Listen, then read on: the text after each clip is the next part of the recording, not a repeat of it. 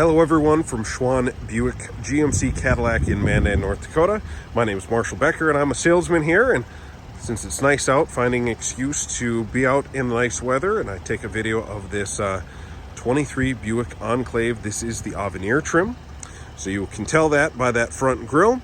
If you're not familiar with what Avenir is, that is Buick's top trim level of each of their models. So the Enclave here, we got several of them in the Avenir, as well as I do have a Envision, which is Buick's middle size, and then in 24, the Encore GX will be getting the Avenir trim package as well.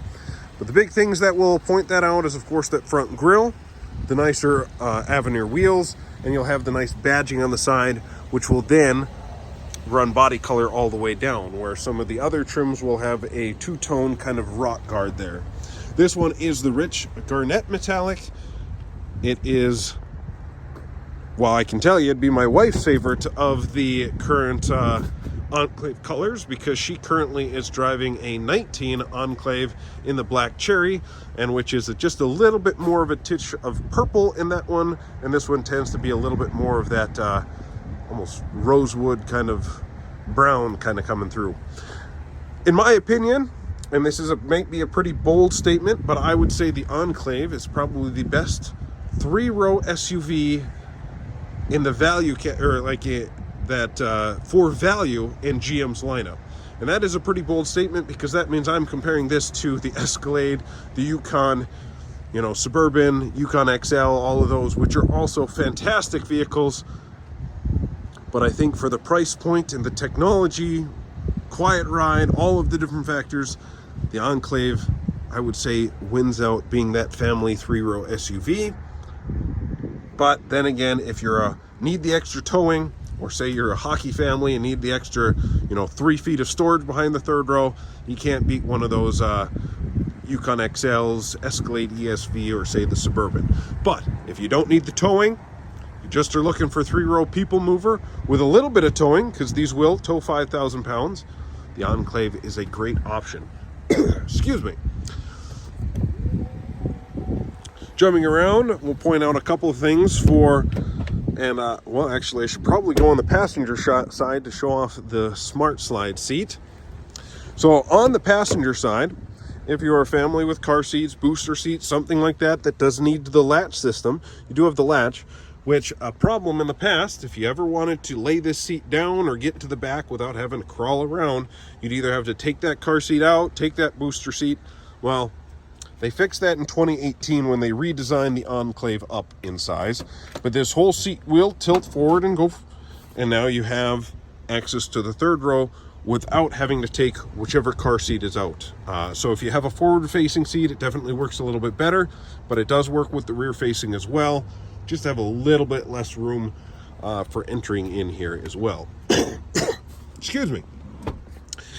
Another nice thing about the Avenir is that's what gets you this really nice diamond stitching. So the couple of touches that Buick does when you jump up to that top trim level, the nice piping that contrasts the seats, and that stitch pattern, as well as the laser kind of etched wood, that kind of giving it that texture there. Little hints to that around, as well as you get that nice Avenir badging in the door sills. And when we jump to the front seats, you'll see that in the headrest as well. So setting it up above all of the others.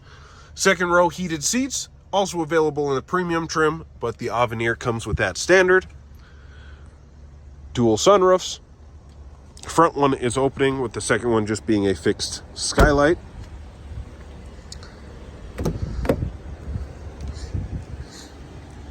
In the new, so the redesign of the Enclave, what was that, 21, I believe, gave it the new front end, which I'll pan around that in just a little bit. But you did also gain massaging seats. So if you're on longer road trips, hit that button. It's going to move that lumbar control in and out, kind of help with that road fatigue a little bit there, as well as multiple way adjust, so you can take the front, the back, all sorts of things. So very comfortable seats, not just up, down, and recline. You do also have a nice open storage underneath here with another 12-volt outlet. Plenty of storage space in the center console with your cup holders that hide away. So as if you forget a pop in there and it gets kind of gummy in there, you can still hide that away and it looks all nice and clean. with your wireless charging up front in front of that. Another thing you'll notice when they redesigned the Enclaves, they got rid of that electronic shifter in the middle, and now it's a series of push buttons, which really makes it open up a little bit more access to the components up ahead, as well as where that wireless charging is. Let's jump around to the front seat here.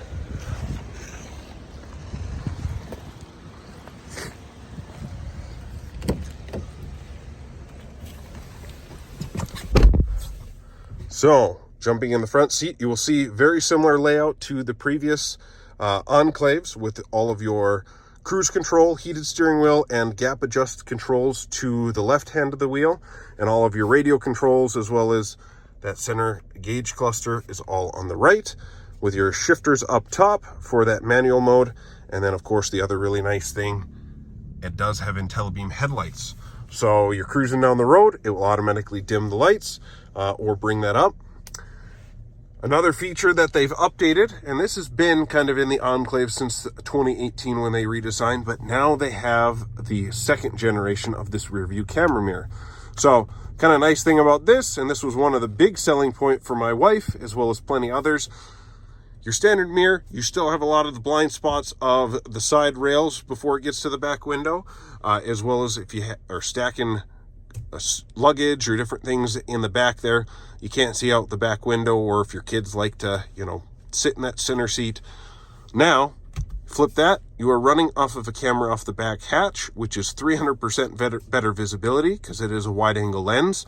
You can change the brightness now on the second generation. You can change the zoom, so I can zoom in, out, as well as I can tilt that up and down just digitally.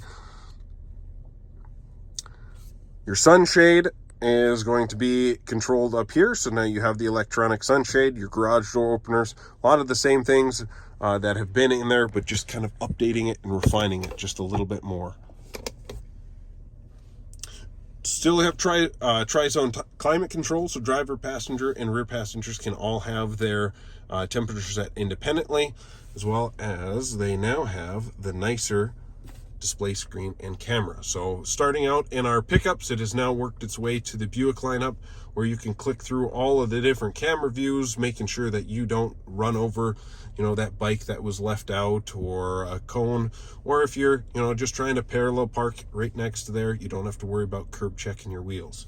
So a lot of great refinements, and probably my favorite addition now is, let's see if I can get this lined up so the camera will pick it up, but we do have heads-up display now. Excuse me. So now, as you're driving down the road, you no longer have to take your eyes off the road to make sure you're going the right speed. Definitely a really nice feature to have, and if you're driving at night a lot, you can turn all of these brightnesses down so you don't have all the extra lights glaring up at your face, and just go off of the base of the window there. Plenty of other features that I could spend a lot more time, but I see this is already getting up into the upwards of 8 minutes. So if you have any further questions, feel free to reach out to myself. Like I said, my name is Marshall, or another one of our salesmen here would be happy to help as well. But I hope you have a great day.